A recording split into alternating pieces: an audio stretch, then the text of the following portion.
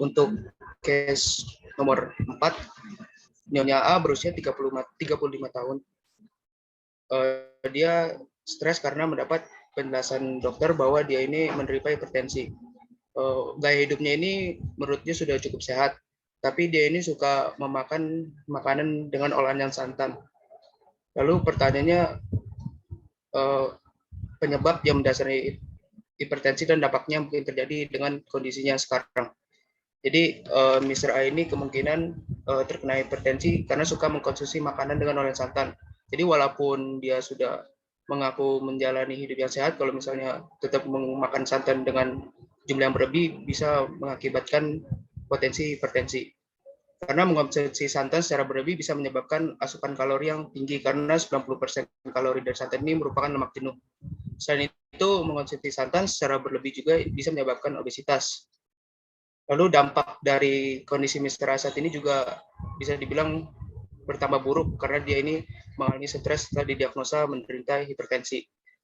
Karena hormon stres ini hormon stres yang dilepaskan ini bisa meningkatkan tekanan darah. Jadi memaksa jantung untuk memompa lebih keras dan membuat pembuluh darah ini menjadi rusak. Maka dari itu hal stres ini bisa memperburuk dari kondisi dari Mr. A itu sendiri. Next.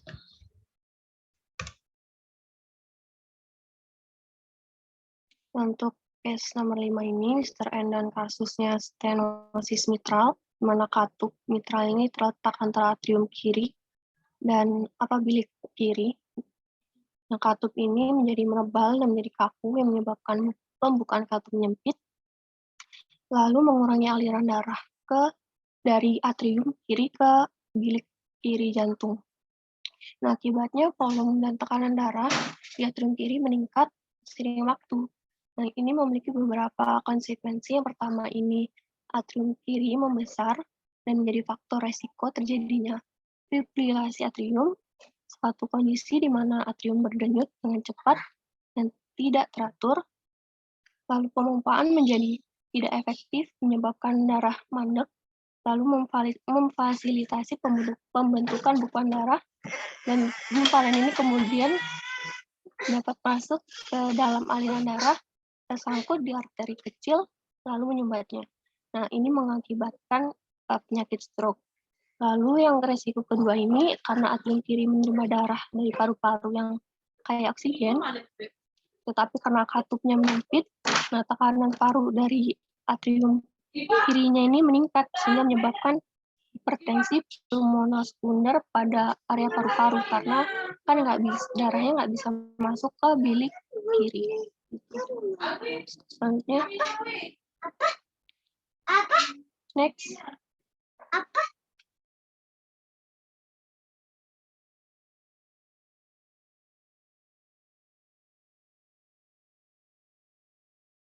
Dan selanjutnya untuk kasus Mr. O ini dengan kasus kelainan katup tricuspid, di mana katup tricuspid ini letaknya di atrium kanan dan antara atrium kanan dan bilik kanan, di mana darah masuk dari seluruh tubuh yang darahnya kurang oksigen untuk menuju ke paru-paru.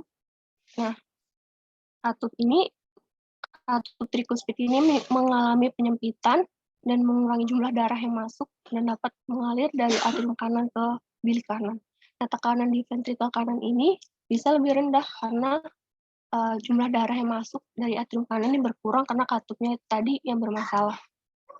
Nah, hal ini mengakibatkan lebih sedikit darah yang beredar melalui paru-paru untuk dioksidinasi, sehingga darahnya itu kurang, darah yang mengandung oksigen itu kurang untuk mendapatkan oksigen. Nah, kurangnya oksigen inilah yang bisa mengancam keselamatan jiwa karena tubuh akan kekurangan oksigen dan ya seperti itu. Nah, dampak yang lebih besar dalam kesehatan di antara dua kasus ini sama-sama berbahaya karena berhubungan dengan aliran darah, di mana dalam kasus ini katup sama-sama mengalami penyempitan sehingga darah yang harus mengandung oksigen yang sangat penting untuk tubuh tidak dapat diterima oleh tubuh dan menyebabkan berbagai macam bahaya seperti stroke maupun gagal jantung. Itu. Sekian dari kelompok kami. Nah, ada yang ditanyakan atau ditambahkan? Terima kasih.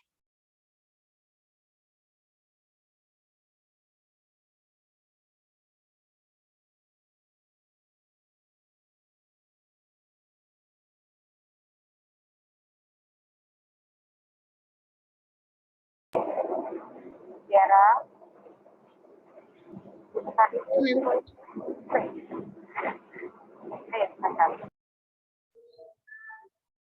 Oke, baik. Terima kasih kepada kelompok 1 yang telah memaparkan hasil diskusinya. Mungkin dari teman-teman, adakah yang ingin mengajukan pertanyaan kepada kelompok 1? Satu kelompok, satu pertanyaan atau tambahan atau pendapat saja ya. Ya, semua. Baik, Ma'am.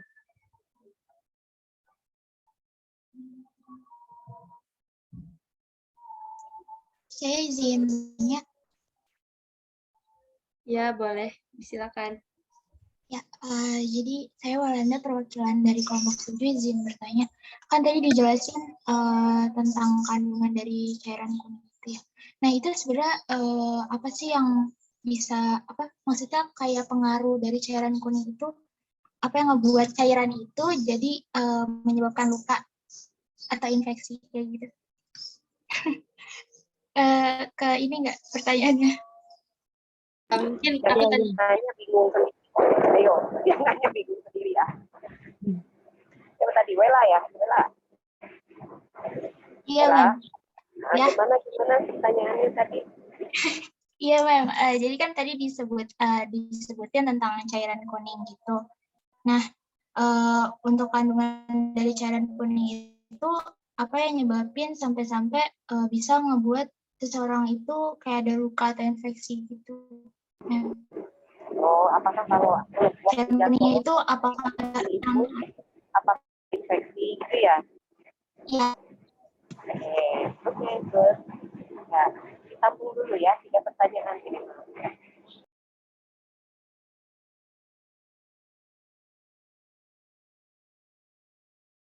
Oke, baik. Untuk selanjutnya, penanya selanjutnya. Izin bertanya. Ya, silakan Raihan. Saya Raihan Utama, perwakilan dari kelompok 3. Izin bertanya untuk yang cara pemberian napas buatan dari mulut ke mulut itu gimana ya?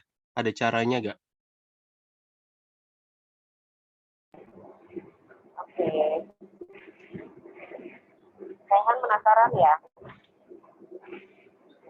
Rehan, itu kasih napas Ya. buatan buat siapa? Takutnya mem di jalan mem. Ya, itu betul. Jawaban yang sangat birokratis. Ya,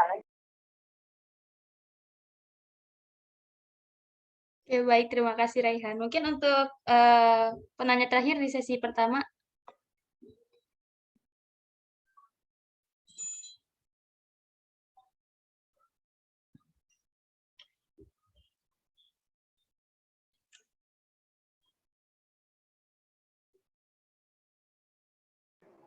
saya tadi baru kelompok berapa? 7 ya? 7 dan berapa tadi Bu? Ya, lupa, Mem. Kelompok 7, Wela kelompok berapa tadi? Wela? Welan kelompok 7, Mem. Raihan? Dan kelompok 3. 3, 7 dan 3. Ayo yang lain mana? Saya izin bertanya. Saya Sintana Pita Suci dari kelompok 5 izin bertanya.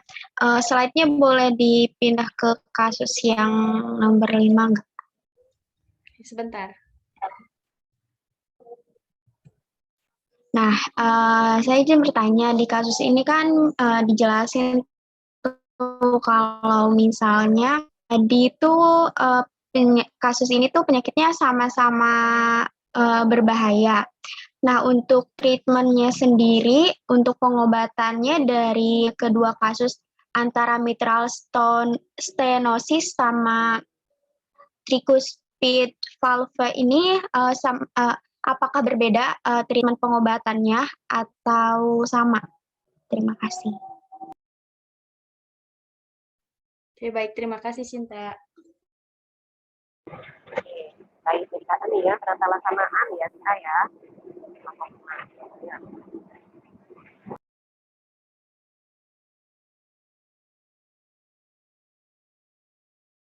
Baik, untuk kelompok pertama boleh langsung dijawab. Saya izin jawab pertanyaan dari Han dulu ya. Cara untuk pemberian napas buatan dari mulut ke mulut itu. Jadi caranya itu pertama itu kita ngejepit hidung korbannya dulu, lalu kita tempatkan mulut kitanya terus ke mulut dianya. Habis itu kita ngasih napas udara dari mulut kita ini sebanyak 2 kali sambil lihat apakah bagian dadanya itu terangkat seperti orang bernapas atau enggak.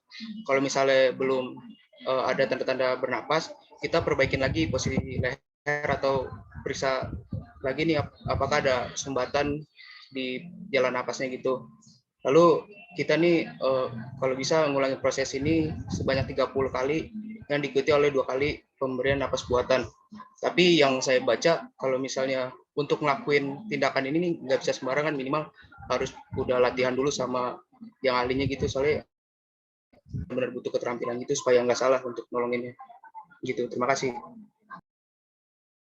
Terima kasih Farel. Sama-sama. Oke, itu pertanyaan selanjutnya. Ini saya bahas sekarang ya.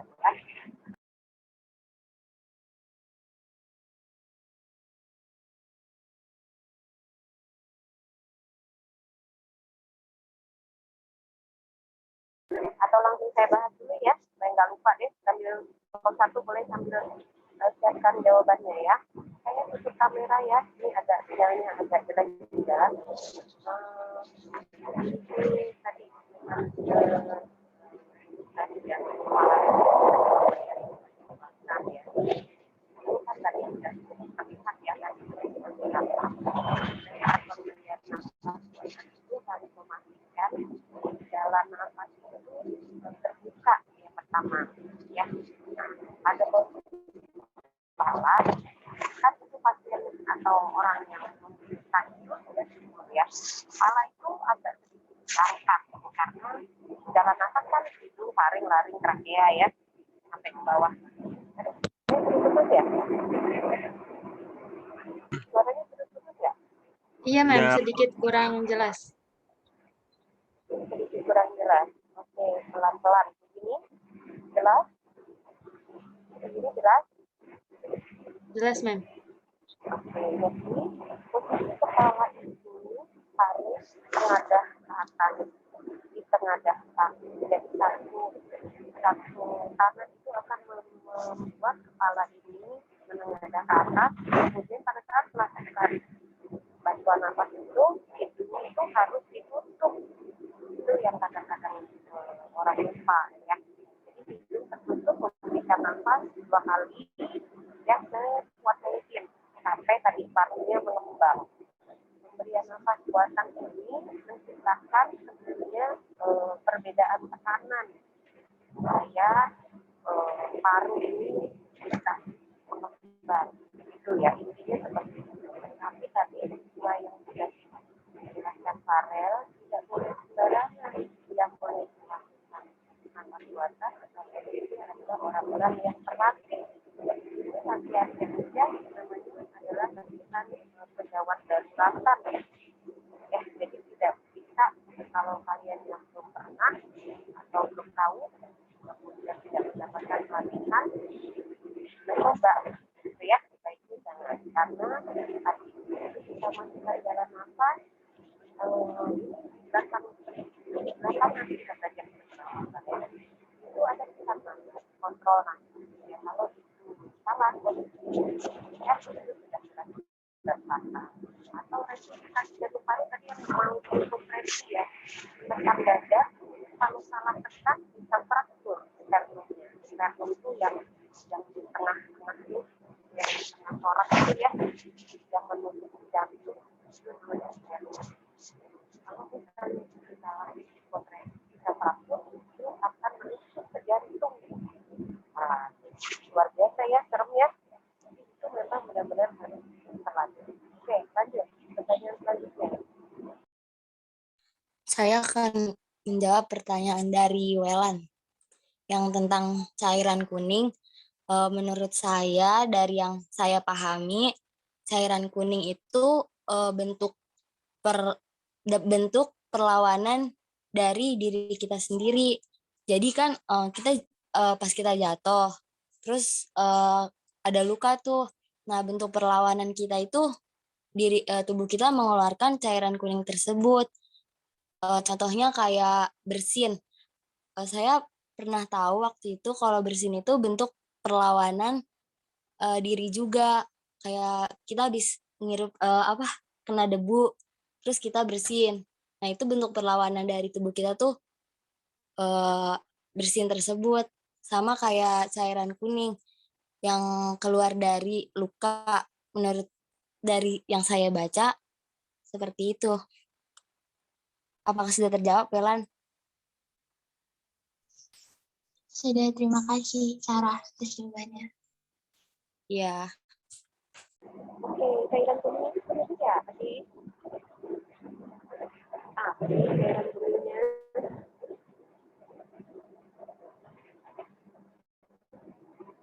Ayo. Kuning kalau keluar dari luka namanya apa? Kalau kuning keluar dari ureter namanya apa? Sama-sama cairan kuning ya. Ayo, kira-kira apa itu kalau kita luka? Kan udah pernah luka ya?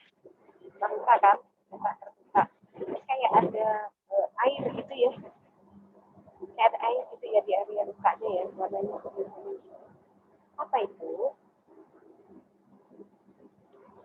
Mohon maaf, Mem, suaranya kurang jelas. Aduh, ini udah jelas.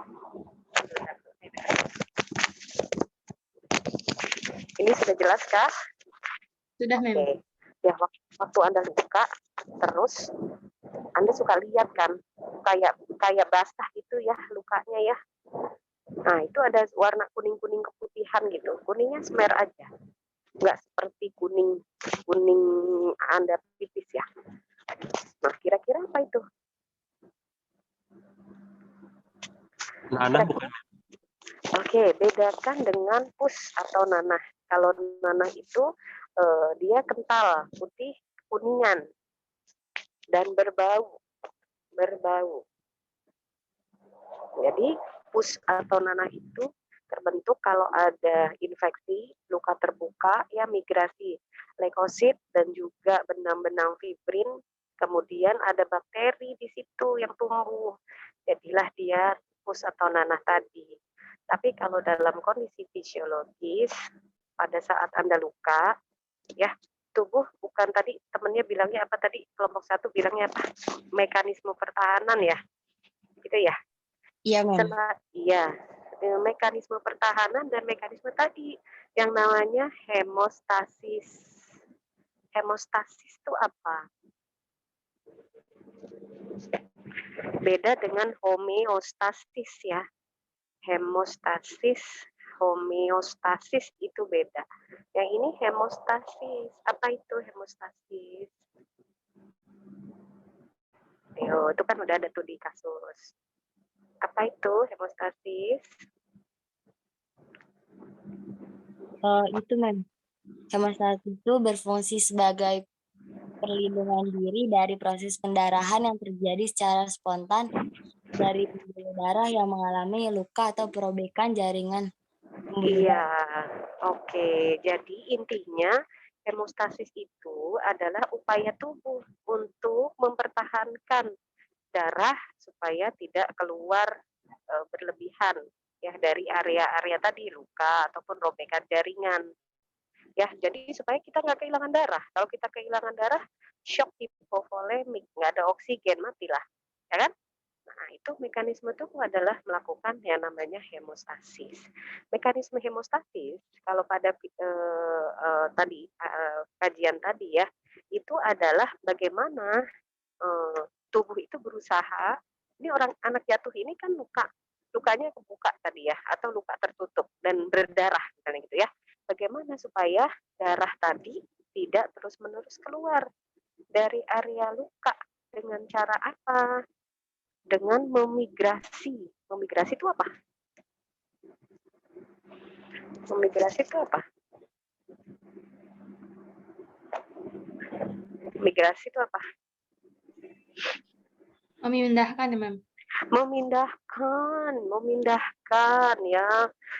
Memindahkan apa? Memindahkan pertama tadi ya sel darah ya yang terkait dengan tadi upaya supaya tidak terjadi infeksi ya sel darah putih.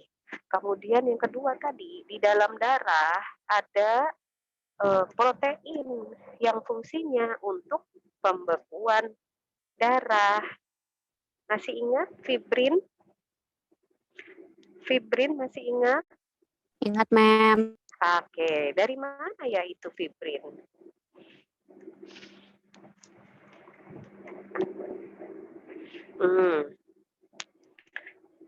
Masih ingat? Ya, dari hati ya. Ya kan? Di dalam darah kan ada fibrinogen yang akan dirubah pada saat luka itu tadi jadi benang-benang fibrin. Benang-benang fibrin ini yang nanti akan membentuk jaringan ya. Apa namanya? Network mesh network seperti jaring laba-laba.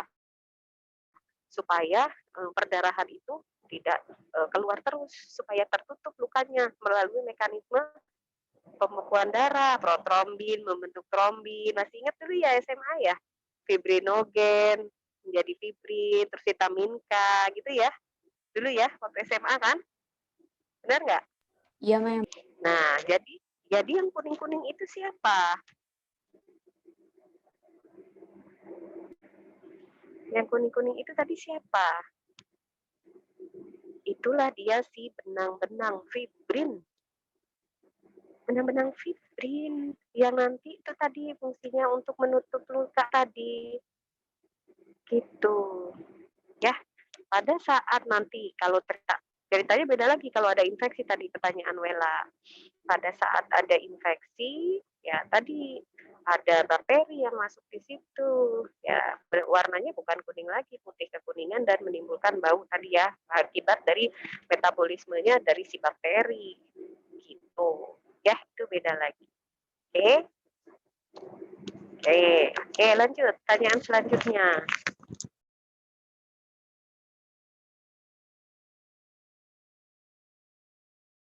Baik, saya akan jawab pertanyaan dari Sinta tentang pengobatan kedua penyakit tersebut. Sebenarnya nggak jauh beda karena sama-sama penyempitan katup. Menurut sumber yang saya baca, untuk pengobatannya ini bisa minum obat seperti obat diuretik, antiaritremia, dan obat untuk mencegah gagal jantung.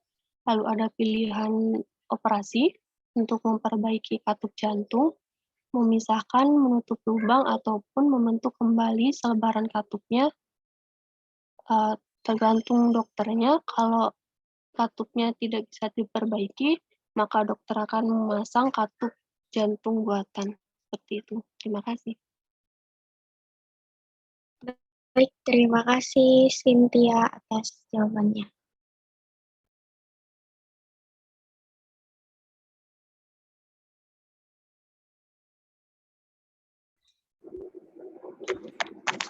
Oke, pernah dengar kata stenosis nggak?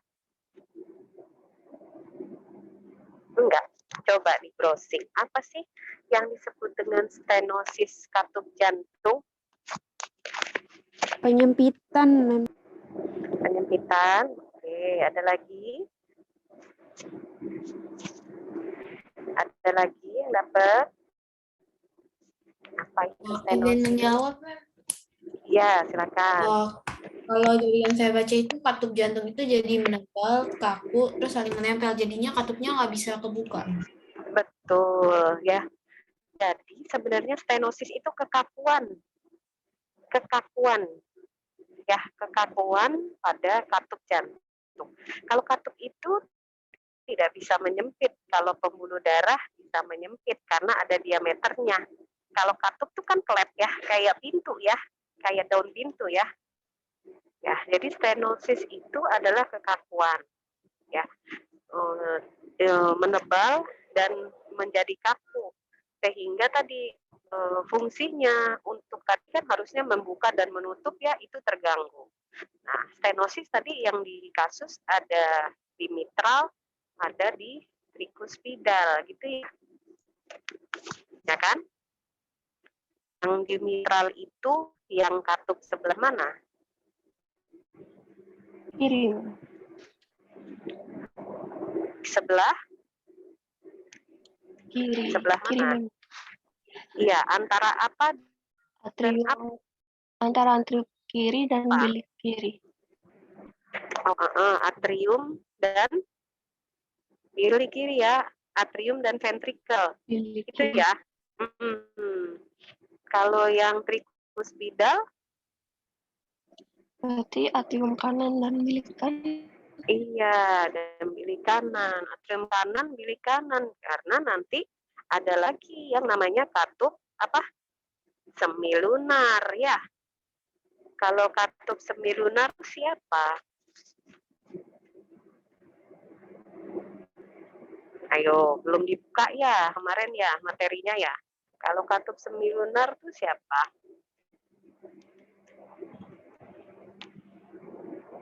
Hah? Antara ventrikel dan pemulut. Antara ventrikel berarti ada yang ventrikel yang ke paru ya, ventrikel kanan kan ke paru, itu katup pulmonalis, itu semilunar juga namanya. Ada satu lagi ventrikel kiri ke seluruh tubuh, katup aorta ya kan. Oke, itu namanya katup semilunar dua-dua. Oke, nah di kasus ceritanya adalah si mitral dan trikuspidal. Coba kalau mitral katupnya stenosis, mitral berarti yang sebelah kiri ya tadi ya. Kira-kira kemungkinan yang terjadi apa?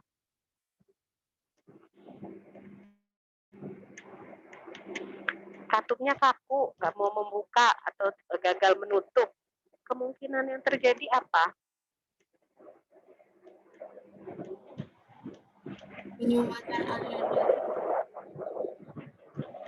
Penyumbatan aliran darah. Ada lagi. Kalau atrium kiri itu, gimana? Penumpukan cairan di atriumnya, karena katupnya kan nggak bisa. Penumpukan cairan darah, penumpukan darah ya. Penumpukan darah. Kemudian apa lagi? Apa lagi? Ngebuat jantung jadi bekerja lebih keras. Iya, beban ventrikelnya bisa kemungkinan sangat berat ya, karena tadi nggak ada katupnya. Ya, jadi kemungkinannya akan sangat banyak. Ya, karena tadi atrium kiri dengan ventrikel kiri itu kan menerima darah dari mana? Dari paru-paru.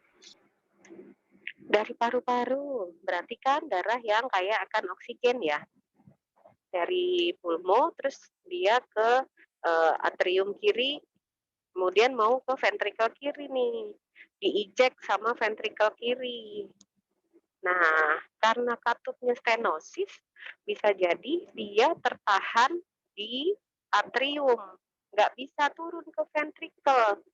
Jadi flooding di atrium, banjir ya di atrium ya.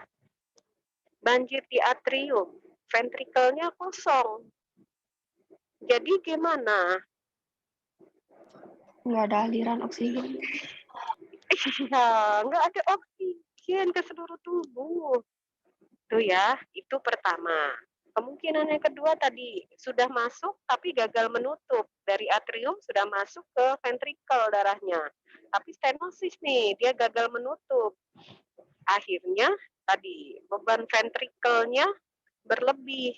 Sehingga si ventrikel harus mompa dengan sangat berat kan ya. Akhirnya apa ini? Apa yang akan terjadi? Flooding-nya atau banjirnya adanya di ventrikel nih. Apa yang akan terjadi? Tekanannya pasti akan sangat besar kan? Nah, ini yang akhirnya membuat peningkatan tekanan darah dan juga bisa menyebabkan apa? ruptur atau pecah dinding pembuluh darah karena tekanan ventrikel yang sangat besar. Kalau pecah pembuluh darah, stroke juga sama. Kalau tadi nggak ada oksigen, stroke juga. Stroke-nya namanya non-hemoragik, tanpa ada perdarahan.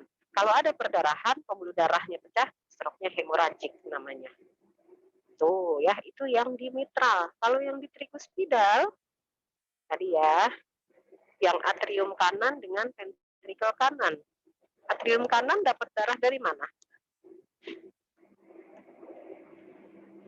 Dari mana atrium kanan? Yang dari seluruh tubuh. Dari seluruh tubuh, itu kan ya. Mau diinjek ke ventrikel kanan, mau dibawa ke pulmo gitu ya. Berarti kan kaya akan CO2. Kira-kira apa yang terjadi kalau itu stenosis? Apa yang terjadi? CO2-nya tidak akan tersalurkan dengan baik, Mem. Tidak bisa dikeluarkan. Tidak bisa dikeluarkan CO2-nya. Ya, tertahan di jantung. Nah, kalau darahnya, jadi darah itu kan cuma media ya, media untuk pertukaran gas kan, ya kan? Nah, kalau misalnya nggak ada yang ditukar, ini dia tertahan di atrium semua, ventrikelnya kosong, tidak ada darah yang bertukar oksigen dan CO2-nya. Peningkatan atau akumulasi kadar CO2. CO2 itu bertanggung jawab terhadap peningkatan pH. Nah, keasaman darahnya berubah. Tidak ada darah yang bertukar tadi. Oke, ya jadi seperti itu. Kalau terus pertanyaan selanjutnya, mana yang lebih resikonya lebih berat? Yang mitral atau trikuspidal?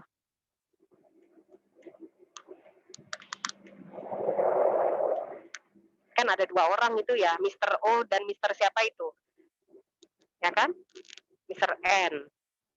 Mana yang lebih berat manifestasinya yang akan tampak? Ayo. Mana ayo? Kok nggak ada yang jawab ini?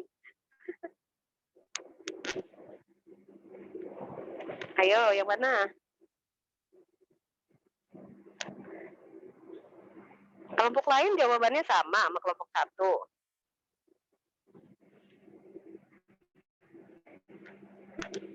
Hah? Suara saya jelas kan? Jelas, Mem. Jelas, Mem. Oke, ayo dong dijawab. Jajal Su, nggak apa-apa. Saya kan nggak pernah marah. Kenapa takut menjawab? Jajal Su, yang mana? Ya. Yang mitral, siapa yang sebut mitral tadi? Raihan ya? Oke, kenapa mitral, Raihan?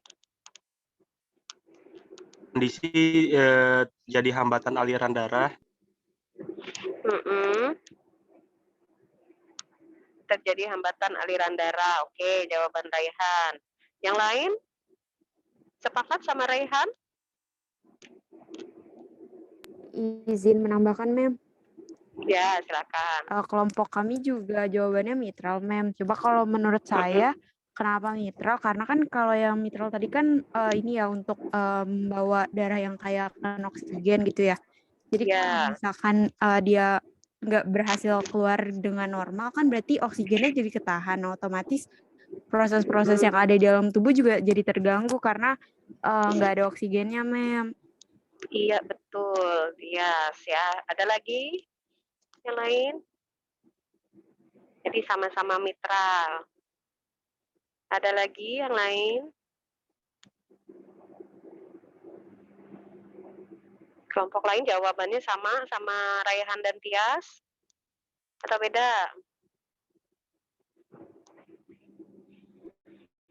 Sama? Sama? Indah ngangguk-ngangguk. Anggra ini ngangguk-ngangguk. Apa samanya coba? Ayo, apa samanya? Apa samanya? Anggra ini.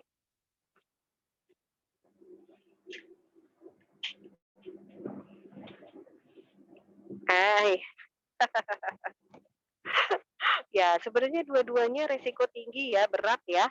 Tapi tadi terkait oksigenasi yang akan punya efek langsung yang membahayakan adalah stenosis yang mitral. Ada beberapa organ yang sangat bergantung terhadap oksigen. Ya, benar nggak? Yang metabolismenya harus aerobik. Salah satunya adalah otak. Kalau Anda sepersekian detik tidak ada oksigen yang ke otak, apa jadinya? Apa jadinya? Apa jadinya? Pingsan, Mem. Pingsan. Kurang oksigenasi, pingsan. Ya, kemudian apa lagi? Kurang fokus, Mem. Kurang fokus, tidak fokus ya. Ini kalau Anda lagi belajar aja gitu ya, otaknya kurang oksigen, kan terus yawning ya, ngantuk. Terus tidur. Tidur kalau terus kebablasan, kelamaan, gak ada oksigenasi, lama-lama delirium, koma. Kayak itu ya. Jadi otak itu adalah organ yang sangat membutuhkan oksigen. Tidak bisa melakukan metabolisme anaerob. Oke ya. Oke, ya itu tentang si mitral dan trikuspidal. Oke, pertanyaan selanjutnya. Silakan. Udah semua pertanyaannya? Sudah dijawab tadi? Udah, Mem. Oke, silakan dibuka termin kedua, Mutiara. Oke, baik. Untuk sesi kedua, disilakan dari teman-teman bila ada yang ingin bertanya. Sebutkan nama dan kelompoknya. Izin bertanya. Iya, dengan siapa? Ya, perkenalkan nama saya Putri Novitasari, perwakilan dari kelompok 4. Mau tanya tadi kan kelompoknya itu yang bahas nomor 4 itu penyebab hipertensi karena makanan santan ya. Nah, tapi lebih besar ke makanan atau ke faktor genetik sih? Terus kalau misalkan itu dia kena ada faktor genetiknya itu lebih ke perempuan atau ke laki-laki? Nah, terima kasih. Oke, ya penyebab hipertensi ya. Oke, selanjutnya. Oke, untuk pertanyaan selanjutnya. Izin bertanya. Silakan, Anggi. Saya Anggreni Dwi Puspitasari dari kelompok 6, izin bertanya. Tadi kan dalam kasus cardiopulmonary resuscitation ini ada beberapa prosedur yang dilakukan. Tadi ada airway, breathing, sama circulation. Nah, sebelum ngelakuin prosedur tersebut, ada nggak tindakan yang dilakukan terlebih dahulu? Kayak misalnya mastiin kondisi atau situasi pasien tersebut. Terima kasih. Oke, baik, terima kasih Anggi. Untuk penanya terakhir di sesi kedua, adakah dari teman-teman yang ingin bertanya? Izin bertanya. Baik, silakan El. Nama saya Adrian Dava Raihan, saya perwakilan dari kelompok 2. Izin bertanya tentang tadi yang talasemia. Apakah penderita talasemia harus mendapat asupan darah eksternal? Terima kasih. Baik, terima kasih Adrian. Untuk kelompok pertama boleh langsung dijawab. Izin menjawab pertanyaan dari Anggreni ya. Tadi kayak hal apa yang harus diperhatikan sebelum ngelakuin CPR tadi. Jadi emang ada beberapa hal sih yang harus diperhatiin dulu. Pertama misalnya ada orang yang menderita contohnya gagal henti jantung begitu. Misalnya dia tuh jatuhnya di tengah jalan, sebelum kita ngelakuin pertolongan pertama, usahain kita pindahin dulu ke pinggir supaya lebih aman gitu. Lalu kita juga harus meriksa kesadaran sama meriksa denyut nadinya sama napasnya juga sih. Terus yang paling penting kita juga harus manggil bantuan medis sih, soalnya itu kan cuma buat pertolongan pertama doang. Gitu sih. Terima kasih.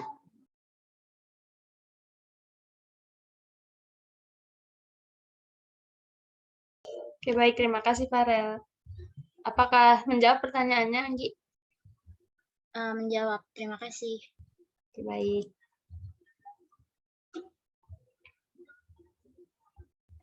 Saya izin Lanjut dulu deh, lanjut. Saya ingin menjawab pertanyaan yang talasemia harus memerlukan darah eksternal apa enggak.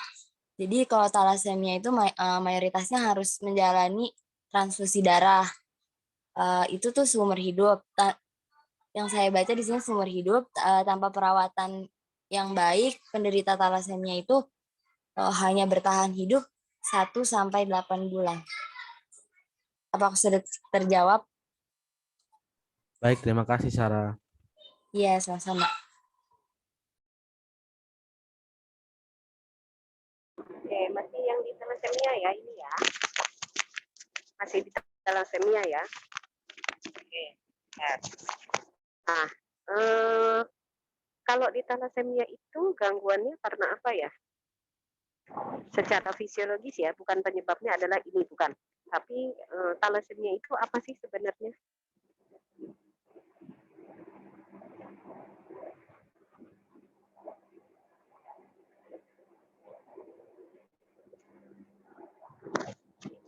Apa sih thalassemia?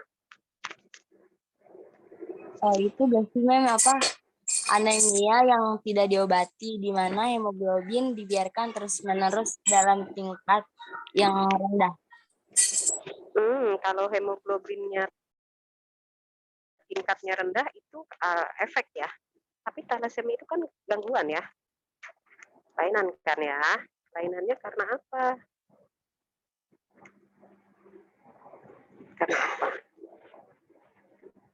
Kelainannya di mana? Di bentuknya sel darah merah kah? Di ginjalnya kah? Ini terkait sirkulasi ya, darah. Darah itu kan ada sel, ada cairan, ada plasma ya, plasma. Jadi darah itu kategorinya kalau dulu Anda belajar waktu SMA itu kan disentrifugasi dia akan terpisah gitu ya, menjadi sel dan plasma darah ya.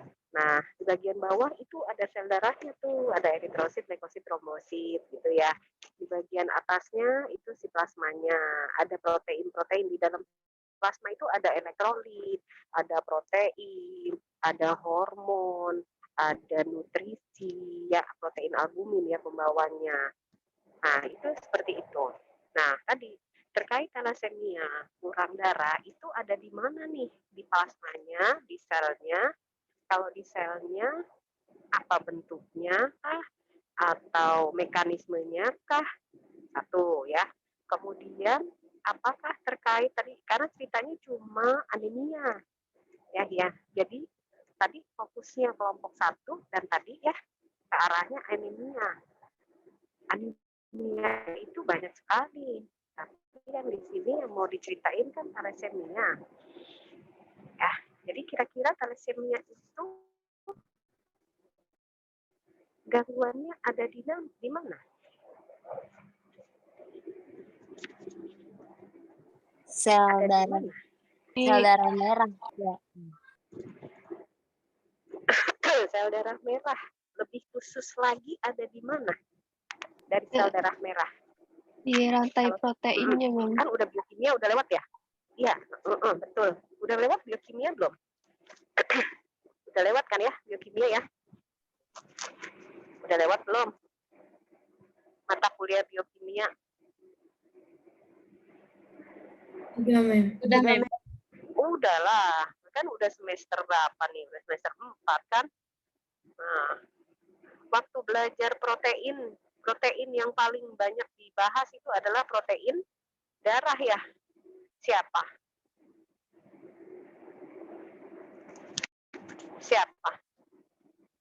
Siapa proteinnya ada di darah? Hemoglobin, Mem. Iya, betul. Globin itu bentuknya globular. Hem itu adalah darah. Jadi protein globular yang ada di dalam darah itu hemoglobin. Nah, hemoglobin masih ingat nggak rantainya hemoglobin? Masih ingat nggak rantai hemoglobin? Hemoglobin tetramer kan? Tetramer tahu? Tetramer? Masih ingat? bicara tetramer, ada 4 rantainya ya, penyusunnya ya. Gitu bukan? Benar nggak? Benar nggak? Ada 4 rantai penyusunnya kan? Ada alfa, ada beta gitu ya? Iya, Mem. Betul. Nah, thalassemia ini adalah kerusakan di protein tadi, hemoglobin tadi. Makanya ada yang namanya thalassemia alfa, ada yang namanya thalassemia beta. Thalassemia alfa berarti kalau apa tuh? Jadi di hemoglobin itu ada 2 rantai alfa dan ada 2 rantai beta. Thalassemia alfa itu kalau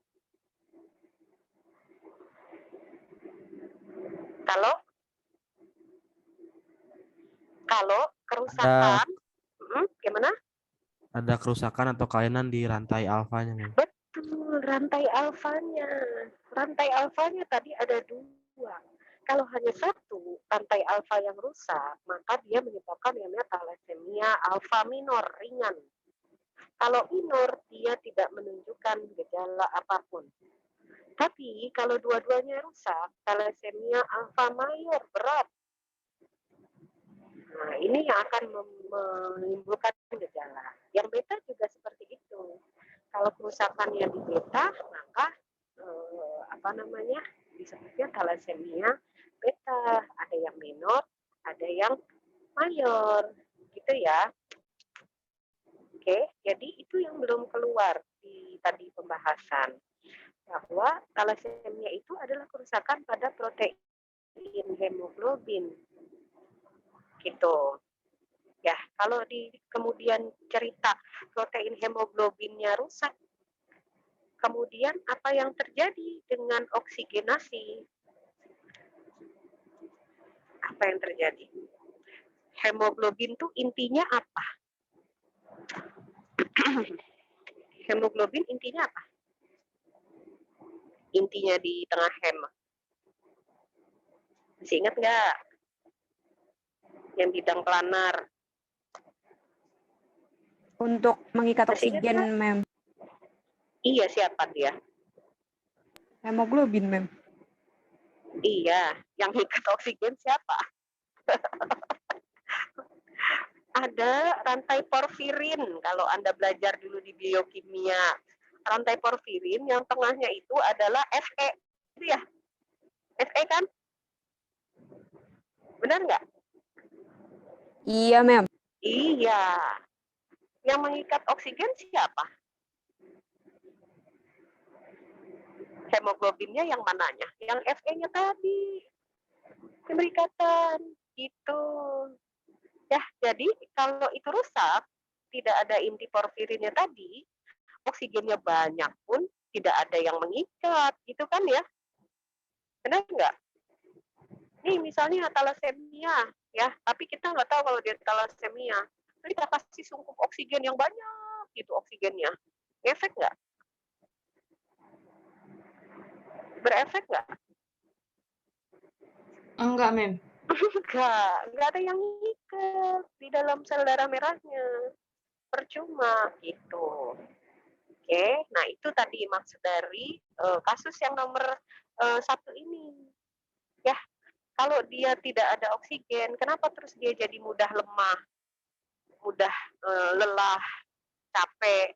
Anda bisa jelaskan, gitu maksudnya. Ya, oke? Paham ya? Paham, Mem. Oke, ya lanjut.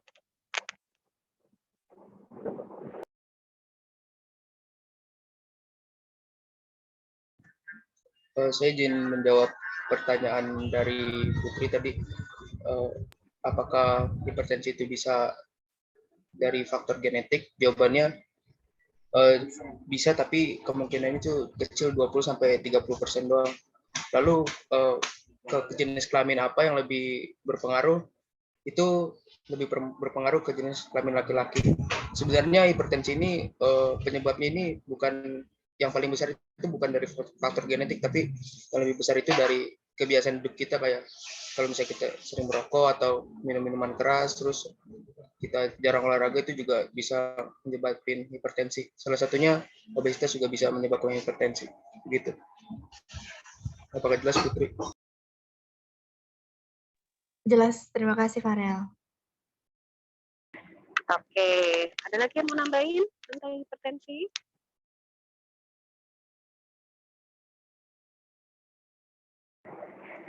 Ada yang mau menambahkan?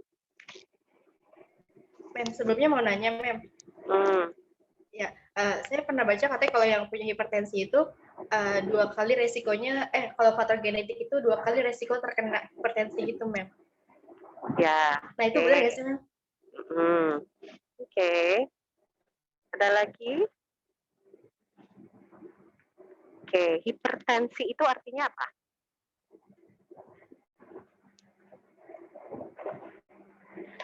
Tekanan darah tinggi, Mem. Oke, tekanan darahnya tinggi. Pernah dengar nggak? Atau saya ada di slide saya kalau nggak salah, yang namanya sistol dan diastol. Gitu ya? Ya kan? Ukurnya kan dari sistol dan diastol, gitu ya? Ada nggak di slide? Ya, itu apa tuh? Kontraksi dan relaksasi dari ventrikel kiri lagi nih. Ya, pada saat kontraksi ya dia akan mengejeksikan sejumlah darah yang itu menyebabkan adanya tekanan.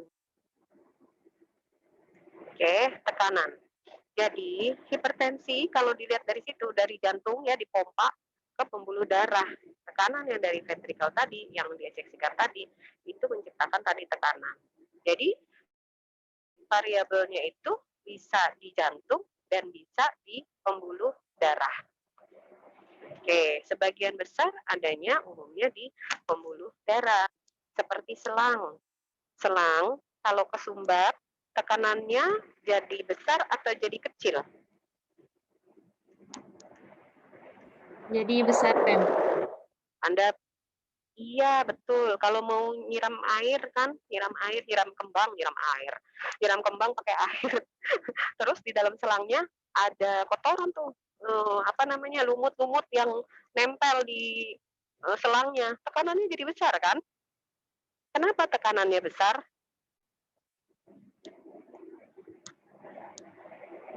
Kenapa tekanannya jadi besar? Karena ada sesuatu yang menumpuk, Mem. Iya, sesuatu yang menumpuk itu menyebabkan apa? Sumbatan. Iya, belum nyumbat ya, tapi diameter pembuluhnya jadi kecil kan? Ya kan? Diameter selangnya jadi mengecil kan di daerah yang ada sumbatan kan? Iya, Mem. Nah, tekanannya jadi kencang gitu. Nah, tadi penyebab hipertensi terkait genetik ya. Kalau Anda perhatikan aja, nanti kalau kita sambil offline ya, Anda perhatikan pembuluh darah itu punya diameter antara arteri dan vena itu berbeda, dan masing-masing orang punya diameter pembuluh darah yang berbeda-beda. Nah, itu makanya dibilang tadi ada satu faktor genetik, diameter pembuluh darah. Oke, kemudian yang kedua tadi terkait ada plak, terus diameter pembuluh darah. Yang kedua adalah gaya hidup tadi, betul. Yang ini, yang kasus nomor 4 ini, ya ini coconut milk processed food, itu kan lipid ya. Ini kan lipid kan? Iya, Mem. Yes, lipid ya kalau di dalam darah tidak bisa terus di metabolisme, dia akan menempel kan di pembuluh darah, yang akhirnya membuat pembuluh darah seperti tadi tuh, selang yang kesumbat. Nah, kalau selangnya sudah mengecil diameternya, maka tekanannya meningkat. Gitu. Semakin banyak lemak yang dikonsumsi, semakin besar sumbatannya, gitu ya. Semakin lama semakin tinggi tekanannya. Nah, yang paling berbahaya itu kalau sumbatannya tadi adanya di pembuluh darah yang kalau di jantung sistem namanya sistem koronaria yang memperdarahi area jantung yang memastikan bahwa si jantung itu punya oksigenasi yang cukup untuk tetap berkontraksi. Kontraksi itu butuh oksigen kan? Jantung Anda berdetak terus, berkontraksi terus dari mulai Anda janin, bukan dari lahir ya. Dari waktu masih di dalam kandungan umur 14 minggu itu udah berdetak sampai sekarang. Itu yang menjamin adalah oksigen dari arteri koronia itu tersumbat lemak tadi ya, namanya emboli. Nah, jantung koroner ya, itu pertama. Oke. Ya. Jadi bisa ke arahnya manifestasi yang lebih berat. Hipertensi karena tadi sumbatan. Karena itu ya. Kemudian yang kedua, hipertensinya bisa juga karena elastisitas dari dinding pembuluh darah. Kalau orang tua cenderung hipertensi atau hipotensi? Kalau lansia? Lansia hipertensi apa hipotensi? Biasanya hiper, Mem. Iya, betul. Kenapa ya? Mungkin akumulasi lipid yang dikonsumsi, Mem, selama hidupnya. Satu, iya, akumulasi lipid yang dikonsumsi satu. Tadi, elastisitas dinding pembuluh darah. Pada saat kita masih muda gini ya, kalau misalnya ada darah yang diinjek dari ventrikel, pembuluh darah kita bisa berdilatasi, bisa melebar semaksimal dia bisa, sehingga darah bisa mengalir gitu ya. Nah, pada saat lansia, elastisitasnya itu berkurang, sehingga tidak bisa mengembang, si diameternya itu tidak bisa membuka maksimal. Akhirnya kan diameternya kecil kan ya, lebih kecil daripada orang-orang yang masih remaja atau yang dewasa, sehingga kecenderungannya pada lansia tadi terjadi hipertensi karena elastisitas dinding pembuluh darah gitu ya. Jadi banyak ya penyebabnya. Tadi kalau terkait kasus 4 tadi arahnya itu ada tadi penumpukan atau plak pada dinding pembuluh darah. Ya, Anda coba sambil cek lagi ya, apa sih perbedaannya pembuluh arteri sama pembuluh vena? Bagaimana sih diameternya? Lapisan apa sih yang ada di dalam arteri dan vena? Apakah sama? Tuh, oke? Ya, lanjut.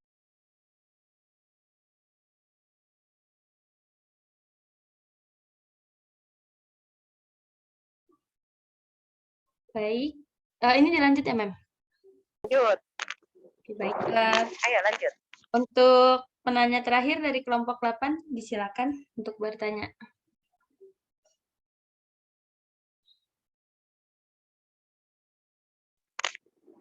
Oh, tinggal kelompok 8 ya, yang belum nanya ya? Iya, Mem. Oke, ayo kelompok 8, buruan.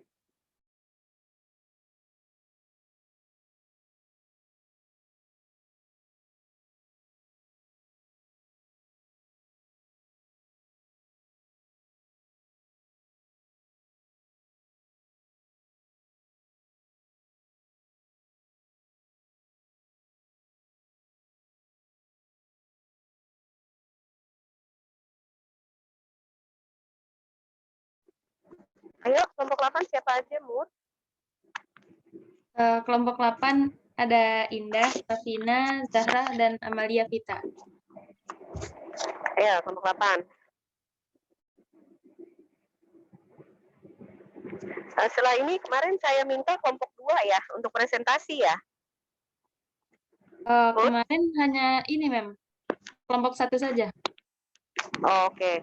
Ya, sebelumnya yang silabus kita kan harusnya Anda saya minta untuk membuat PPT gitu ya, membuat presentasi gitu ya. Iya, Mem. Sudah disiapkan atau belum? Sudah disiapkan kah? Belum ya? Saya sudah share materi untuk kardiovaskuler ya, tapi minggu depan saya harap ada 2 kelompok yang akan presentasi. Nanti studi kasusnya agak belakangan ya, karena kardiovaskuler ini cukup berat. Jadi kita ke kasus dulu. Tapi untuk bisa Anda paham, untuk diskusi kasus, Anda harus baca dulu. Ya, susah nanti nyambunginnya kalau nggak dibaca dulu materinya. Oke, kelompok 8.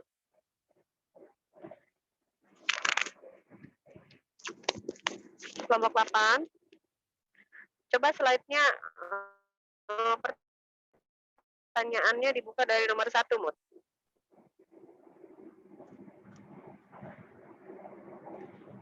Siapa nih yang lagi share screen? Mutiara ya. Nomor 4 ini sudah tadi, nomor 1 coba. Oke, ini sudah talasemia sudah terbahas tadi. Nomor 2. Nomor 2 Mut.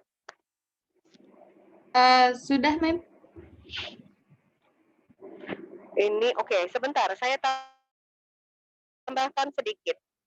Ini kan jantungnya berhenti ya, stop beating, berhenti berdetak. Kemudian dia lakukan cardiopulmonary resuscitation, resusitasi jantung paru. Ya, ini yang belum terjawab adalah kenapa bisa RJP itu membuat jantungnya berdetak kembali.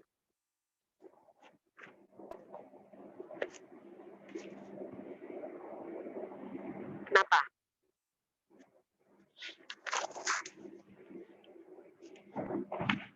Nanti dikaitkan dengan yang namanya natural pacemaker. Pernah dengar natural pacemaker?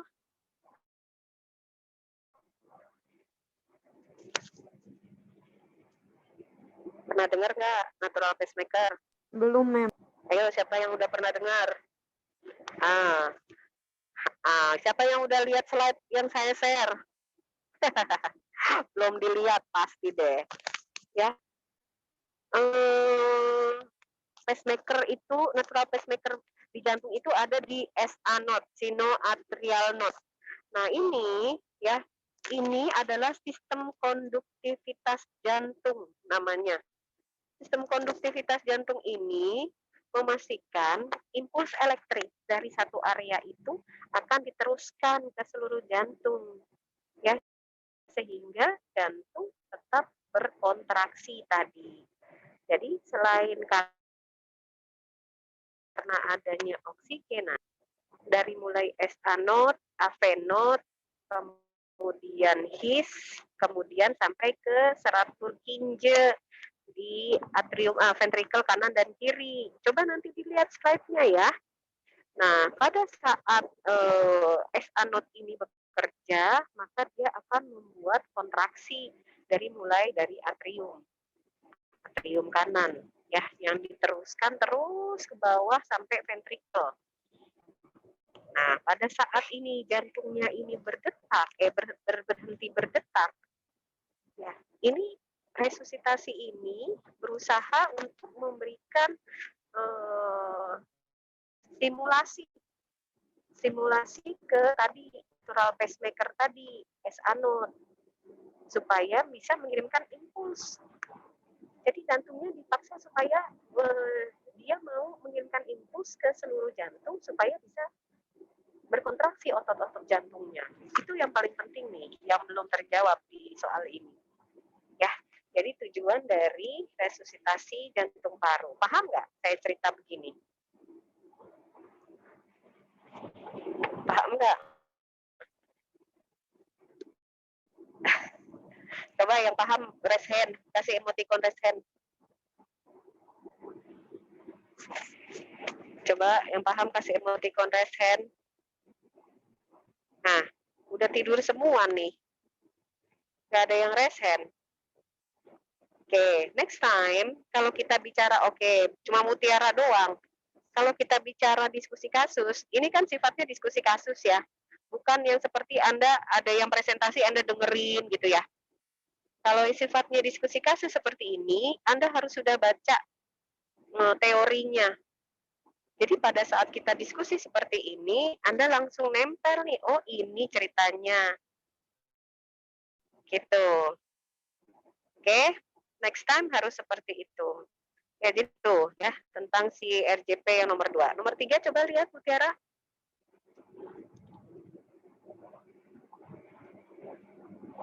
Nomor 3 Mut.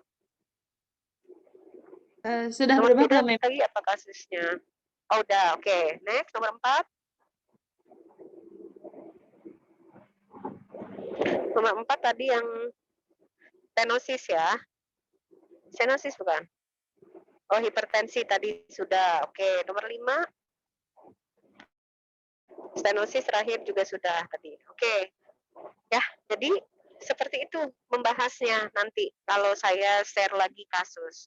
Untuk minggu depan, ini kan sudah mulai ada gambaran sedikit ya.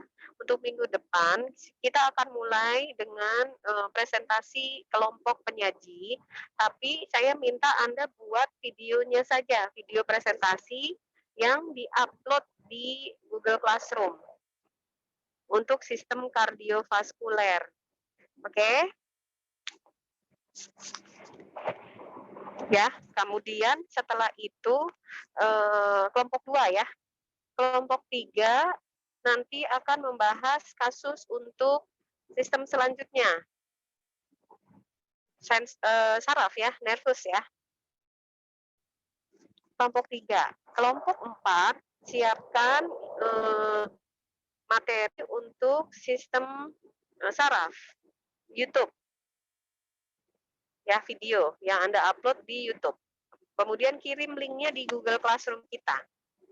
Nanti saya akan berikan waktu Anda untuk mencermati materi presentasi dari teman-teman ya selama 50 menit pertama.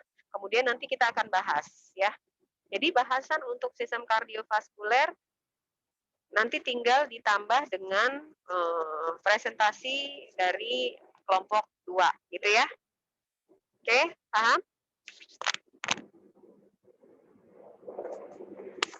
Mau izin Paham? bikin izin nanya. Oke. Jadi kayak selang-seling gitu, Mem. Jadi kelompok 1 Iya. oh gitu. Ya, Yang kan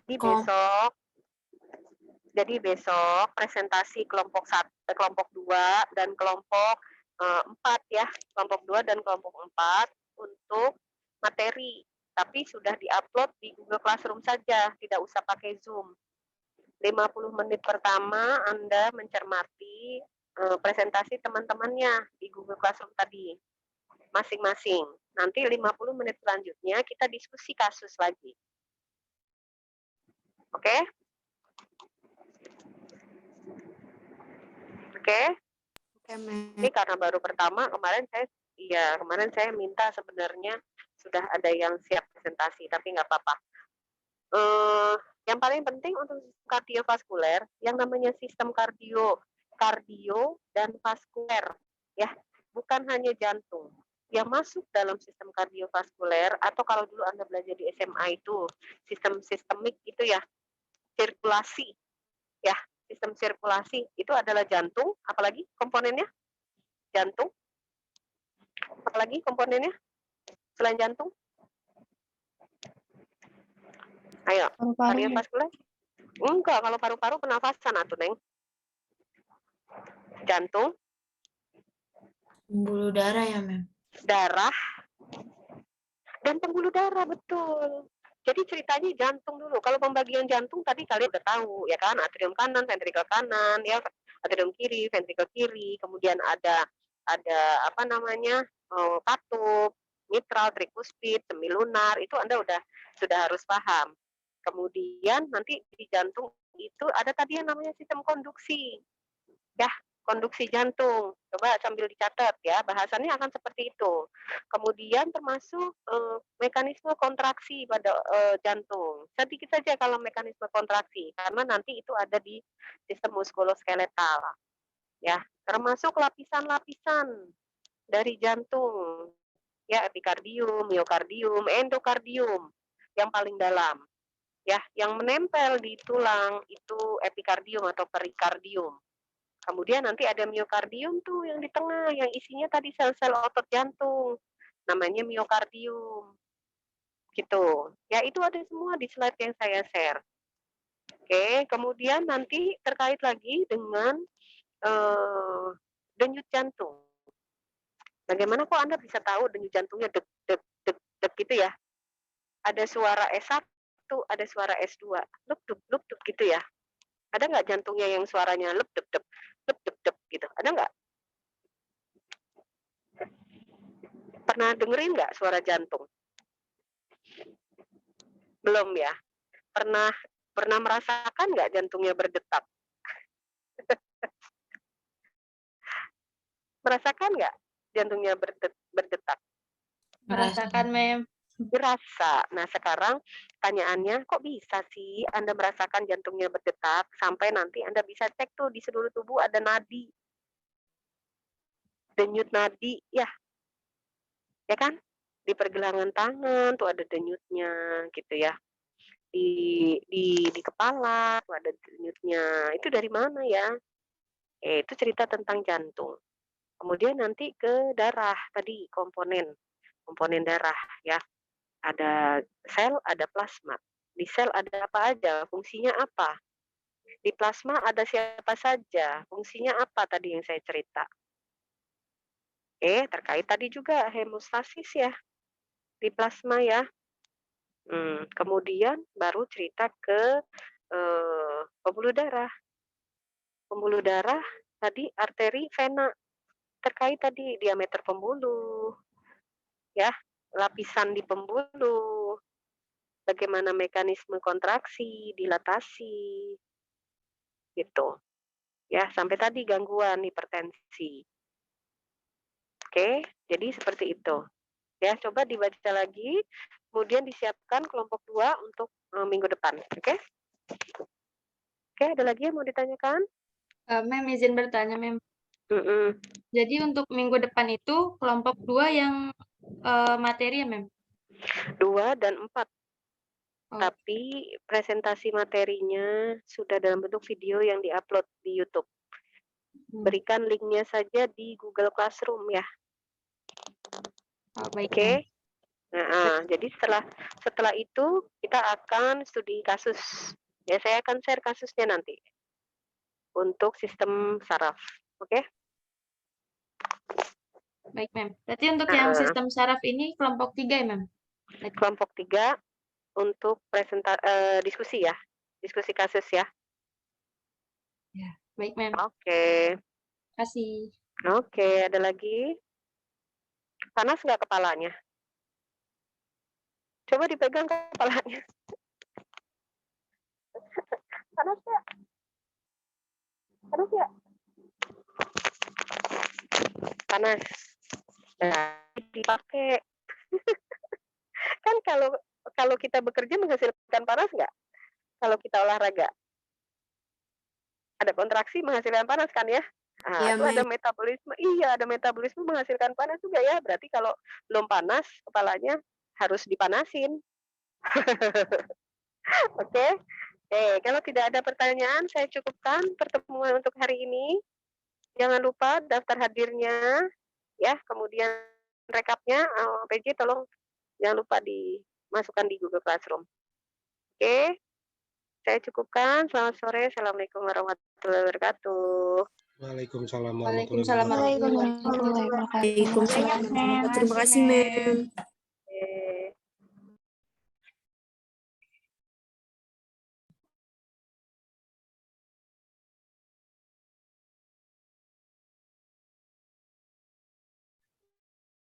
Vina. Ada di SS belum? Belum. Lupa. Astagfirullahaladzim. Vina SS nggak? Enggak. Lagi SS diem-diem. Aduh, tadi lupa banget. Oh my God. Gimana ini? Record kan, record. Oh iya benar record. Masih di record. Masih di record. Ya.